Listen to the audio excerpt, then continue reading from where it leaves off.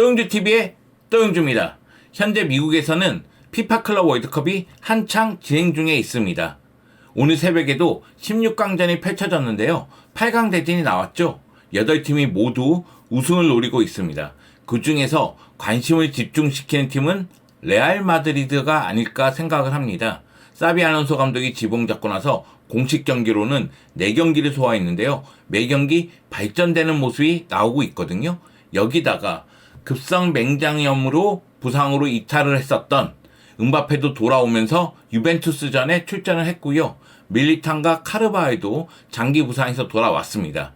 엔드릭도 레알 마드리드 훈련 캠프에 합류했다고 하죠. 또한 레알 마드리드는 역시 흥행성이 강합니다. 많은 팬들을 보유하고 있어요. 피파 클럽 월드컵이 흥행 문제 때문에 고민을 좀 하고 있는데 그 가운데에서도 레알 마드리드는 매 경기 6만 명 이상의 관중이 와서 응원을 받고 있습니다. 그러니까 레알 마드리드 경기가 치러졌다 하면은 많은 관중이 와서 응원을 하고 있다. 이렇게 보면 되겠습니다. 레알 마드리드는 지금 이 순간 경기력, 흥행성 모두 잡고 있다고 보면 되겠어요. 물론 레알 마드리드가 우승을 할지 못할지는 모르겠습니다. 파리 생제르맹을 비롯해서 만만치 않은 팀들이 8강에 올라갔기 때문에 레알 마드리드도 우승을 장담할 수는 없어요. 그리고 레알 마드리드는 지금 이 순간 과도기적인 과정에 있습니다. 안첼로티 감독에서 사비 알론소 감독으로 바뀌면서 그리고 사비 알론소 감독이 4백과 3백을 혼용하면서 레알 마드리드를 만들고 있는 과정입니다. 그렇기 때문에 레알 마드리드가 어떻게 발전하고 있는지 경기력적인 측면에서 알아보고 그리고 개인적으로 가장 강한 인상을 줬던 선수가 아르다 길러라고 생각해요. 그렇기 때문에 아르다 길러 이야기를 해볼까 합니다. 여러분, 제가 밤을 새고 영상을 찍다 보니까 어디 저기 사천성에 주방장 같은 모습으로 영상을 찍고 있습니다. 여기다가 발음도 많이 셀 것 같아요. 많은 양해 부탁드리도록 하겠습니다. 여러분, 아르다 길러와 레알 마드리드의 이야기 지금부터 함께 하시죠. 함께 합시다. 렛츠고! 레알 마드리드는 피파 클럽 월드컵에서 총 4경기를 소화했습니다. 조별리그 3경기 그리고 유벤투스하고의 16강전까지 4경기를 소화를 했는데요. 매 경기 조금씩 발전되는 모습을 보여왔습니다. 그리고 나서 오늘 새벽 유벤투스하고의 16강전 2경기를 치렀는데요. 조별리그와 토너먼트는 차이가 있잖아요. 거기다 상대가 유벤투스잖아요. 그렇기 때문에 레알 마드리드의 전력을 판가름할 수 있는 경기다, 이런 생각이 들어서 저도 이 경기를 끝까지 지켜봤는데요. 레알 마드리드가 확실히 좋아지고 있다는 사실을 깨달았습니다. 사비 알론소 감독은 3-4-3 포메이션을 들고 나왔는데요. 오른쪽에 주드 벨링엄이 종적으로 많이 움직이면서 공격적으로 올라갔을 때 중앙 쪽으로 들어가면 바이베르데가 순간적으로 오른쪽 측면으로 빠지는 모습이 있었고요. 또는 벨링엄이 측면을 벌려놓으면 바이베르데가 하프 스페이스로 들어가는 모습이 있었습니다. 여기다가 공격을 전개할 때는 벨링엄이 앞쪽에서 공격을 전개하고 바로 수비적인 역할을 하지만 역시 미드필더 라인에서 경쟁력을 더 요구할 때는 벨링엄이 종쪽으로 움직이면서 3-5-2 형태가 되는 장면도 있었어요. 그리고 이 경기는 추아메니가 상황에 따라서는 위로 올라오는 모습도 있다 보니까 변칙적인 3백이 됐고요.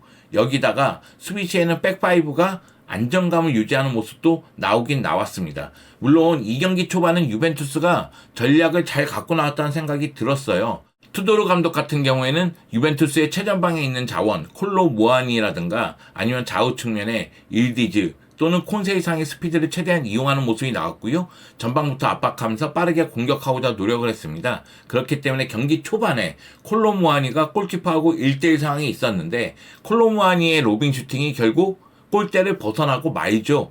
그 장면에서는 콜로무아니가 결정을 해줬어야 되는 장면인데 그러지 못했다는 얘기입니다. 그러다 보니까 점차적으로 레알 마드리드의 분위기로 넘어갔고 레알 마드리드 같은 경우에는 후반전을 완전히 지배하는 모습이 나왔고요. 곤살로 가르시아가 결승골을 넣으면서 1-0으로 승리를 거뒀습니다. 이 경기는 모든 면에서 레알 마드리드가 유벤투스보다 우위에 있다는 게 드러났습니다. 기록을 보면 쉽게 이해할 수가 있죠. 점유율에서도 57-43, XG값은 1.57 대 0.77, 슈팅 숫자는 21개 대 6개, 요슈팅 숫자는 11개 대 2개입니다. 그러면서 레알 마드리드는 유벤투스에게 승리하면서 피파 클럽 월드컵 4경기에서 3승 1무를 기록했습니다. 알힐랄하고의 첫 경기에서 무승부, 그 이후로는 3연승을 기록하고 있고요. 이 4경기에서 8골을 넣고 2골을 실점했는데 최근 2경기에서는 무실점을 기록했어요. 최근 2경기 3백을 가동한 경기고 3백 하에서 안정감이 더 올라갔다는 이야기가 될 것으로 보입니다. 그리고 8강전입니다.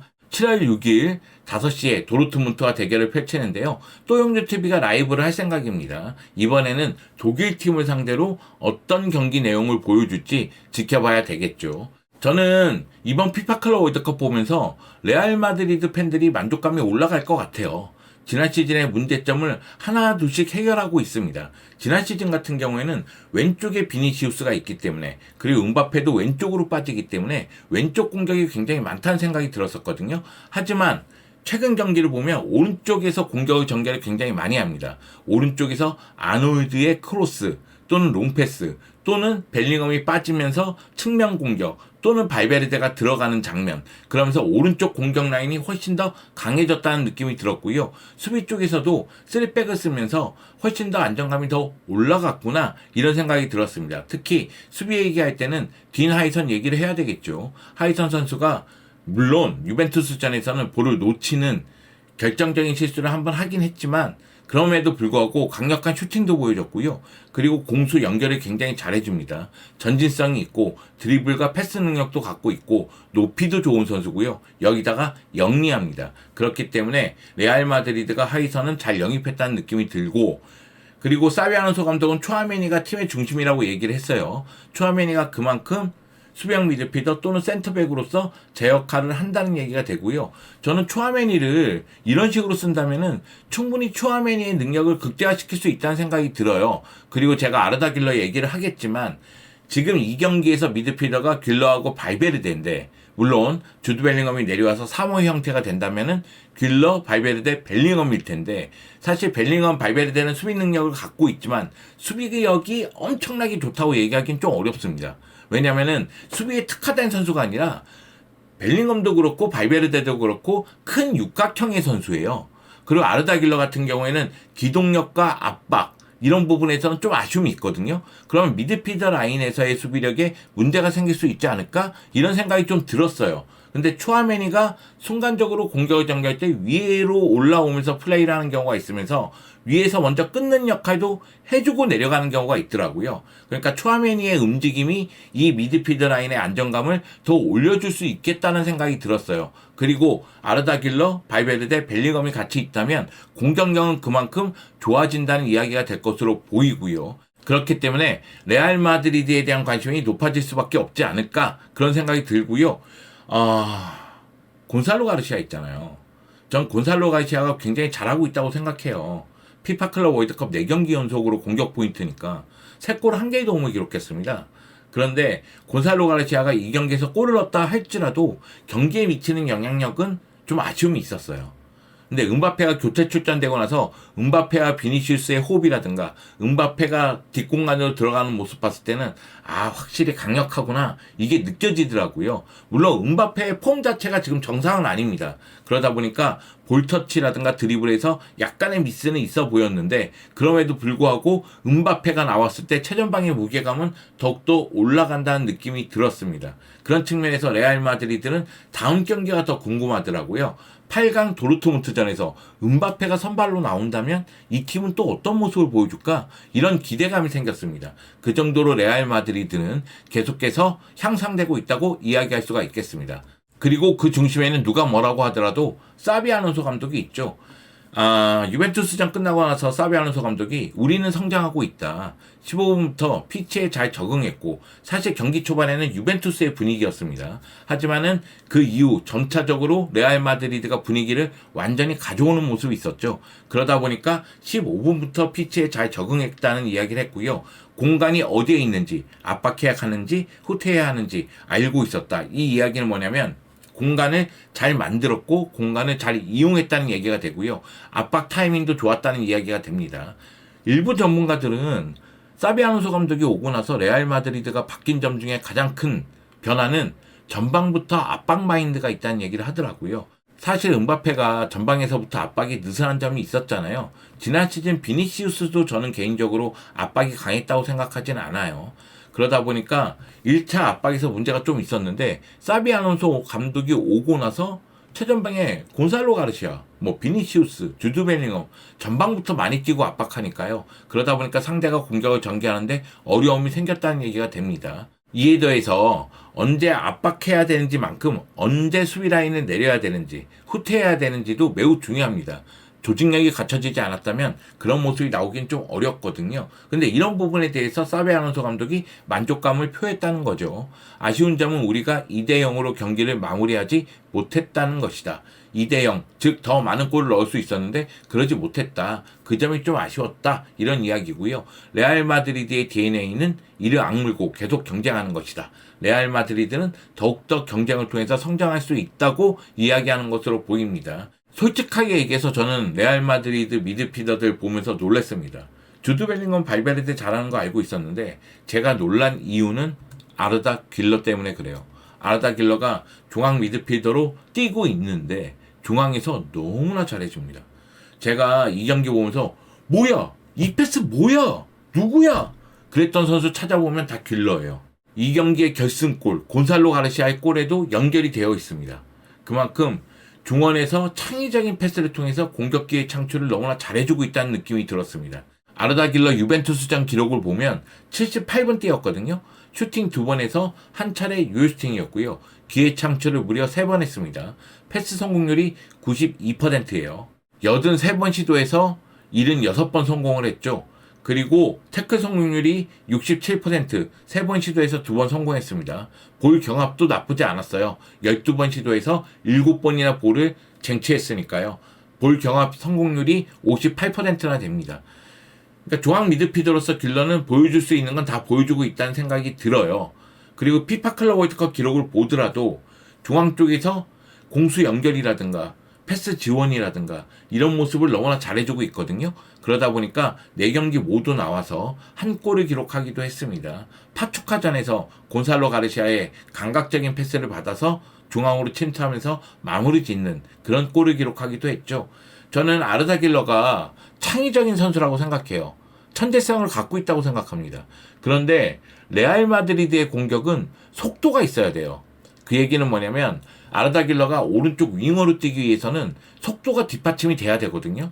근데 속도 측면을 놓고 본다면 아르다 길러가 느린 선수는 아니지만 호드리고라든가 브라임 디아스보다는 느리죠. 그러면 이 선수의 패스 능력을 최대한 이용하는 포지션은 어딜까? 그런 생각이 들었을 때 오른쪽 측면보다는 중앙이 아닐까? 이런 생각이 좀 드는 거예요. 그리고 이런 부분에 대해서는 안첼로티 감독도 생각을 했습니다. 그렇기 때문에 지난 시즌 아르다 길러를 중앙 쪽에 배치하는 경우도 있었습니다.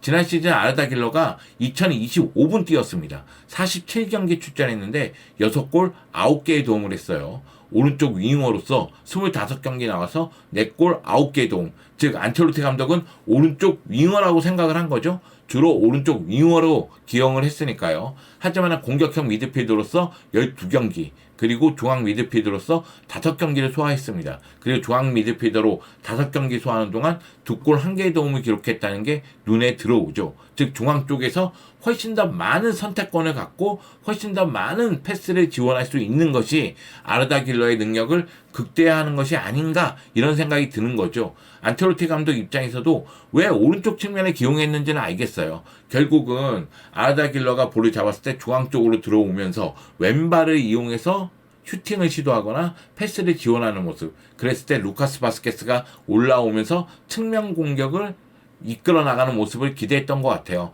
근데 루카스 바스케스가 지난 시즌 부진했잖아요. 그리고 아르다 길러가 후반기에 터지긴 했는데 여하튼 이런 측면들을 생각했을 때 오히려 중앙 쪽에서 활용하는 게 훨씬 더 효과가 높겠구나 이런 생각이 들었고요. 그리고 그런 모습을 사비 알론소 감독이 파악을 했는지 중앙 쪽에 계속해서 기용을 하고 있습니다. 다만 아르다 길러 같은 경우에는 전체적인 수비력을 봤을 때 저 위치에서 수비력이 좋다고 보기는 어렵습니다. 그렇기 때문에 추아메니의 역할이 매우 중요한 것 같아요. 아르다 길러가 미드필더 라인에서 상대 공격을 제대로 차단하지 못했을 경우에는 추아메니가 위쪽에서 움직일 때는 먼저 차단하고 돌아가는 게 중요할 듯 보입니다. 물론 새로운 미드필더를 영입할 수 있죠. 레알 마드리드는 딘 하이선과 아놀드를 영입하면서 수비를 강화시켰습니다. 그리고 벤피카의 카레라스 같은 경우에는 7월 중순까지는 마무리 질 생각이라고 하는데 약간 늦어진다 할지라도 7월 내에 영입을 마무리 질 것으로 보입니다. 그리고 백업 스트라이커 이야기가 계속 나오고 있는데 저는 엔드릭이 있는 가운데 곤살로 가르시아가 이 정도 해주면 곤살로 가르시아에게 기회를 줘야 된다고 생각해요. 곤살로 가르시아가 3골 1개의 도움을 했습니다. 4경기 연속 공격 포인트예요. 그래서 제가 느끼기에는 결국 수비 라인과 최전방 문제를 나름대로 해결을 하면 남은 건 중앙 미드필더 문제예요. 지금 레알 마드리드가 중앙 미드필더들과 연결이 많이 됐잖아요. 토니 크로스 유형의 미드필더가 있었으면 좋겠다. 그래서 슈틸러 얘기를 굉장히 많이 했던 것 같습니다. 그런데 레알 마드리드가 중앙 미드필더를 영입할지 안 할지 지금은 모르겠어요. 아르다 길러가 이 정도로 해준다면 굳이 이런 생각이 들거든요. 물론 토니 크로스 유형의 미드필더가 있다면 활용할 수 있는 방법이 더 많아지겠죠. 그렇기 때문에 저는 그런 유형의 미드필더를 영입할 필요성이 있다고 생각을 합니다. 그런데 아르다 길러가 이 정도로 해준다면 중앙 쪽에서 자리매김하고 중앙 쪽에서 플레이메이커의 성향을 유감없이 발휘하지 않을까? 그런 생각까지도 든다는 거고요. 여기다가 호드리고가 이적설이 계속 나오고 있는데 호드리고 이적이 변수가 될 수 있어요. 왜냐면은 돈 문제가 또 있잖아. 그러다 보니까 지금 이 순간에는 호드리고를 이적시킬 수도 있겠는데 이런 이야기가 나오는 거고 중앙 미드필더와 관련해서 호드리고를 이적시키면서 소득을 얻으면 그 돈으로 중앙 미드필더를 영입하지 않을까? 여기까지 나아가게 되는 거죠. 여러분 이건 그냥 썰입니다. 썰. 이거 팩트 아니에요. 그럴 수도 있다. 그래서 호드리고의 상황과 새로운 중앙 미드필더의 영입은 은근히 연결되지 않을까 이렇게 말씀드리고 싶습니다. 레알 마드리드 사비 알론소 감독이 오면서 전방부터 압박의 강도가 강해졌고 그리고 딘 하이선이 중앙에서 영리한 플레이를 하면서 수비 쪽에서의 안정감이 높아졌습니다. 그리고 미드필더 라인에 아르다 길러가 투입되면서 밸런스가 매우 좋아졌어요. 여기다가 한마디 더 덧붙이면 방향 전환도 지난 시즌보다 좋아요. 오른쪽에 아놀드가 있고 아르다 길러가 중앙 쪽에 있잖아요. 그럼 방향 전환이 더 효과적으로 이루어지는 장면도 있어요. 그 얘기는 뭐냐면 공격 전개가 다양해지고 있다는 이야기도 됩니다. 그런 측면에서 봤을 때 사비 알론소 감독의 레알 마드리드는 개인적으로는 좀 무섭기도 해요. 이 팀이 어디까지 발전할까 이런 걱정도 있습니다. 물론 계속 봐야 되겠죠. 네, 좋은 경기가 있으면 나쁜 경기도 분명히 나올 겁니다. 이건 어쩔 수 없으니까요. 다만 레알 마드리드는 경기를 치르면서 경쟁을 하면서 계속해서 발전해 나가고 있고 사비 알론소의 레알 마드리드는 더욱더 완성 단계에 접근하고 있다. 다만 그 완성 단계의 모습을 아직까지는 예측하기 어렵다. 사비 알론소 감독이 플랜 A를 뭘로 쓸지도 모르겠다. 이런 이야기를 덧붙이면서 레알 마드리드 피파클럽 월드컵 얘기 그리고 아르다 길러 이야기를 마칠까 합니다. 아르다 길러 진짜 얘는 물건이야. 물건. 천재성이 있어요.